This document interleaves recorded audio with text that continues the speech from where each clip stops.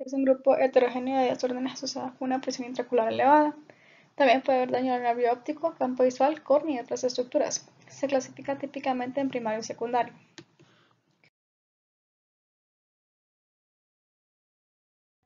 Serie de, las definiciones del glaucoma pediátrico y sospecha de glaucoma.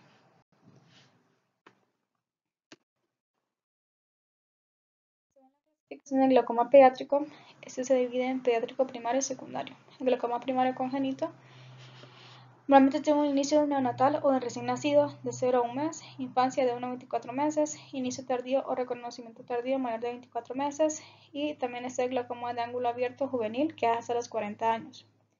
El glaucoma pediátrico secundario, aquí tenemos asociado a anomalías oculares no adquiridas, enfermedades sistémicas no adquiridas, condiciones adquiridas y la cirugía de catarata. Entonces aquí tenemos una serie de características, ¿verdad? De los diferentes tipos de glaucoma en niños. Pues eso generalmente son esporádicos, tienen un patrón familiar hereditario de un 10 a un 40%.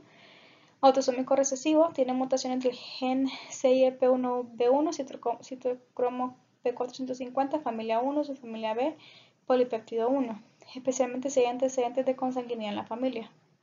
Codifica enzima que se cree que es importante para el desarrollo del segmento anterior y la regulación de la secreción del humor acuoso.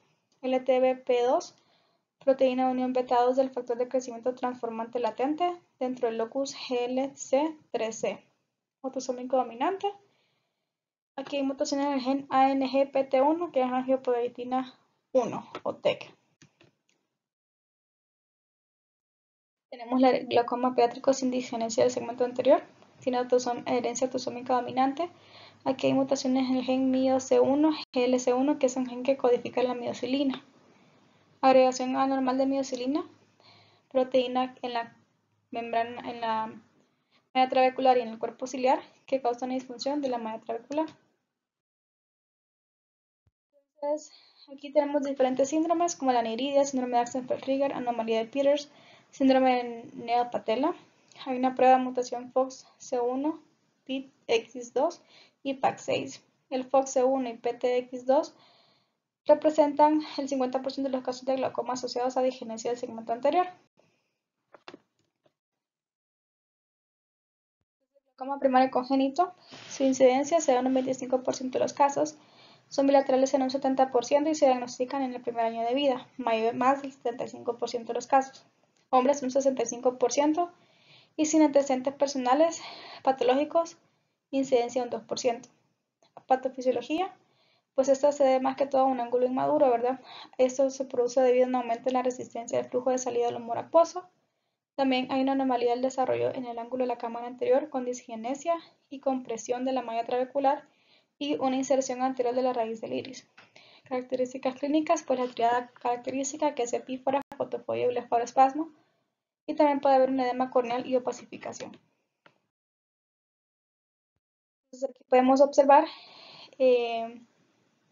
una imagen de una gonioscopía, ¿verdad?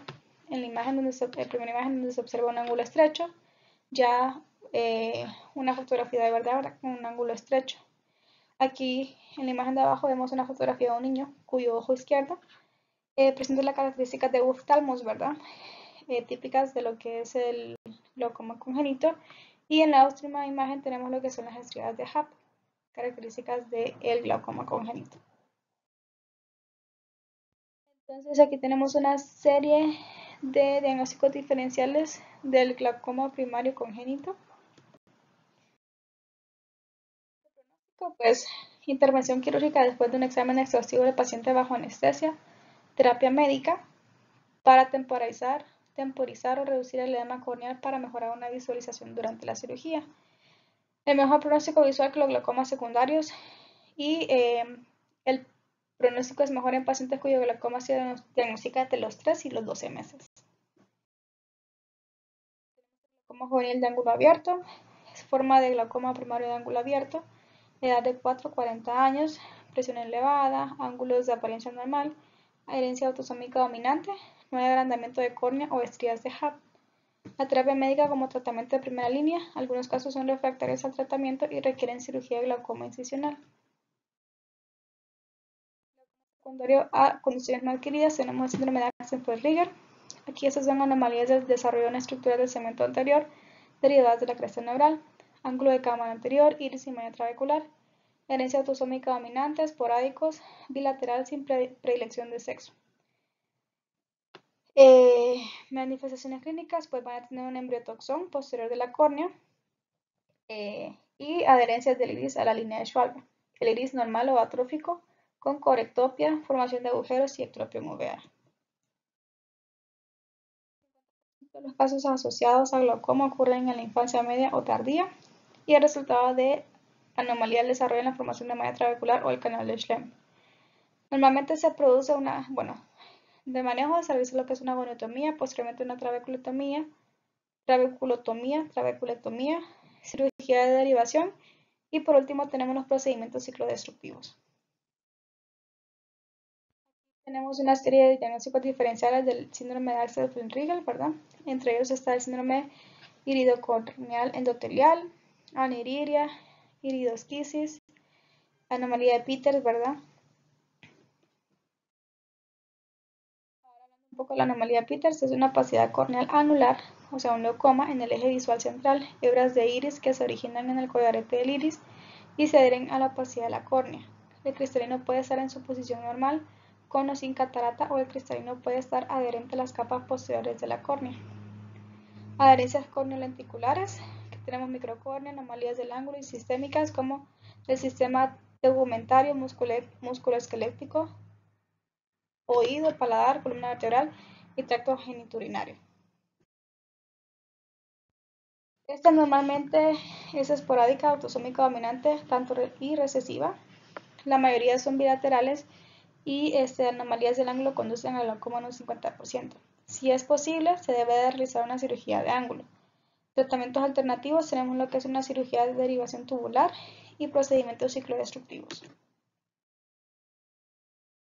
Aniridia, trastorno congénito panocular bilateral caracterizado por hipoplasia del iris.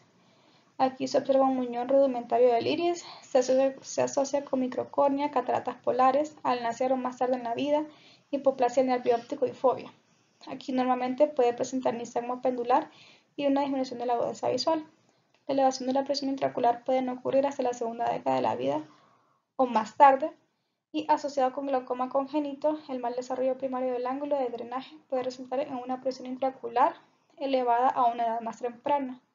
La implantación de un iris artificial cosmético se puede realizar y no se recomienda para niños menores de 16 años.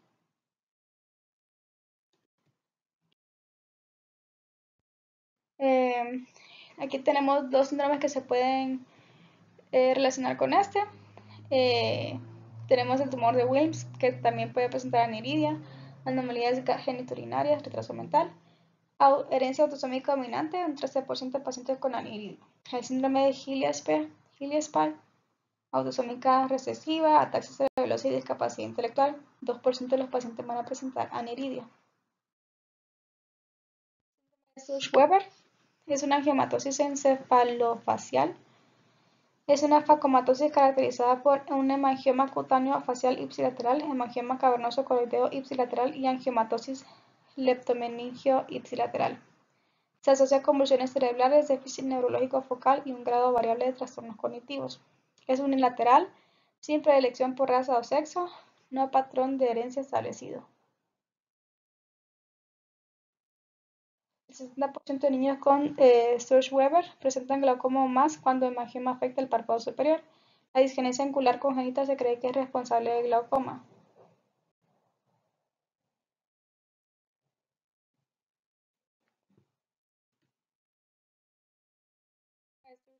Pues el tratamiento cirugía de ángulo tiene una tasa de éxito baja. Glaucoma después de la primera década presenta mayor presión venosa episcleral elevada, trabeculectomía o cirugía de derivación, mayor riesgo de daño coroideo y hemorragia coroidea.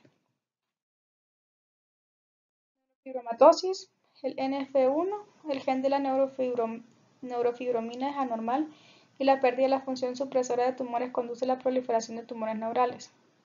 Hallazgos oculares asociados con NF1, nódulos de Lesch, lesiones coroideas, gliomas del nervio óptico, neurofibromas de párpado y glaucoma.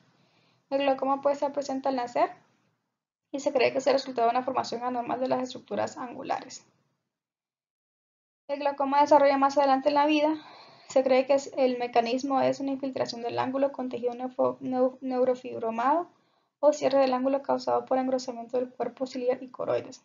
El tratamiento quirúrgico a menudo es necesario, pero las tasas de éxito del tratamiento quirúrgico en casos de este tipo de neurofibromatosis asociado al glaucoma es inferior a las tasas de éxito para los casos de glaucoma primario congénito. ¿Qué otros tipos de glaucoma se dan qué otras patologías nos pueden dar? Glaucoma secundario, ¿verdad? Síndrome de Marfan, hemocistinuria, síndrome de Well-Marquesani y microesferopaquia. Tumores de retina, del iris y cuerpo ciliar. Tumores intraoculares como retinoblastom, santilogranuloma juvenil y meduloepitelioma, rubiola y cataratas congénitas.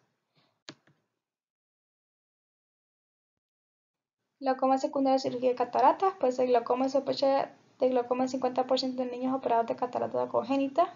El glaucoma predominante es el de ángulo abierto. Consecuencia tardía, se cree que es por el cierre de ángulo por un aumento del nido de Sommering que empuja el iris hacia adelante. Factores de riesgo, cirugía de cataratas en el primer año de vida, mayor en las primeras 6 semanas de vida, complicaciones postoperatorias y diámetro corneal pequeño. El mecanismo, pues anomalías congénitas de la vía de salida, inflamación inducida quirúrgicamente y alteración de la anatomía intraocular en el postoperatorio. Entonces, ¿cómo se hace una evaluación del paciente pediátrico con glaucoma? Pues aquí tenemos una lista de los insumos necesarios para la evaluación de un paciente pediátrico bajo anestesia. Se debe preguntar si el bebé está quisquilloso, irritable, si el niño no se está alimentando bien o si está perdiendo peso y si el bebé llora cuando se lo lleva fuera del sol, lo que indica fotofobia.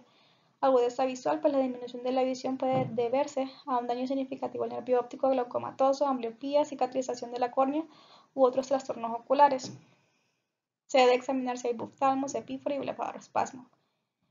También anomalías cromosómicas, facomatosis, trastorno del tejido conectivo y un síndrome de AR.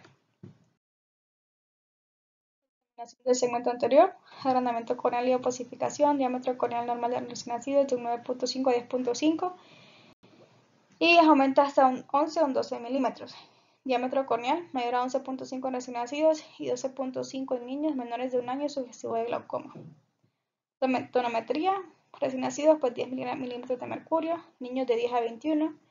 En anestesia general se debe de realizar en niños mayores de 6 meses y hay que tomar en cuenta que la mayoría de los anestésicos causan una disminución de la presión intraocular. Taquimetría, pues el grosor corneal central promedio de 540 a 560. Niños con glaucoma congénito que presenten buftalmos y síndrome de Down, normalmente el grosor corneal es menor y el grosor corneal va a ser menor en ojos con cirugía de catarata y aniridia. Pues aquí la malla trabecular va a ser menos pigmentada, la línea de Schwabe va a ser menos prominente y una unión menos clara entre el esperón escleral y la banda del cuerpo ciliar. En glaucoma primario congénito, aquí la cámara anterior es profunda con una inserción anterior del iris alta. Evaluación del nervio óptico se hace por oftalmoscopia directa, ya sea en el consultorio o un quirófano. Aquí se utiliza un lente de Keppe, que es un gonioprisma de 4 espejos. Y también se evalúa el grosor de la capa de fibras nerviosas en niños mayores de 5 años, la cual va a ser similar a los valores de adultos. Campo visual, resultados más confiables a partir de los 7-8 años. Manejo quirúrgico tenemos lo que es la goniotomía. Aquí el ángulo se visualiza con un lente de contacto gonioscópica quirúrgica, una aguja o un bisturí apropiado, el cual se pasa a través de la cámara anterior y se hace una incisión superficial en la media trabecular. La trabeculotomía, el canal de Schlemm se canula desde un abordaje externo y la malla trabecular se abre rompiendo el canal de Schlemm en la cámara anterior. Y vemos una ilustración de la goniotomía y una incisión vista a través del lente de contacto quirúrgico. Aquí vemos la imagen, ¿verdad? Cómo se mira. Y ya una imagen. Tenemos la trabeculectomía, tasa de éxito baja en niños menores de 2 años y ojos apáquicos. Riesgos, fugas del bleb, infecciones, blebitis y endoftalmitis. Cirugía de derivación tiene una mayor tasa de éxito que trabeculectomía. Hay menor riesgo de infecciones. La mayoría de niños necesita continuar usando medicamentos hipotensores oculares tópicos. Ciclo de destrucción. Está reservado para casos refractarios. Complicaciones como hipotonía, uveitis, desprendimiento de retina, tisis bulbi y ceguera. Tenemos una ciclofotocoagulación láser yodo transescleral y endoscópica. Tenemos los antagonistas beta-adrenérgicos, absorción sistémica considerable, puede causar broncoespasmo, bradicardia e hipotensión. El betasolol, oclusión del drenaje lagrimal durante 2 a 5 minutos para evitar ese tipo de efectos adversos. Inhibidores de la anhidrasa carbónica, dorzolamida o la brinzolamida, tiene mínimos efectos adversos, buena terapia de primera línea. Tenemos los sistémicos como la acetazolamida y metazolamida, que pueden causar anorexia, pérdida de peso, parestesias, hipopotasemia, acidosis metabólica. Estos cruzan la barrera hematoencefálica y pueden causar apnea, hipotensión, bradicardia, hipotonía, hipotermia y somnolencia. Brimonidina está contraindicada en menores de 2 años. La praclonidina es mejor tolerada, pero riesgo de conjuntivitis folicular. Análogos de prostaglandinas tienen mínimos efectos adversos, dosis diaria única y los niños mayores van a responder mejor a ese tipo de medicamentos.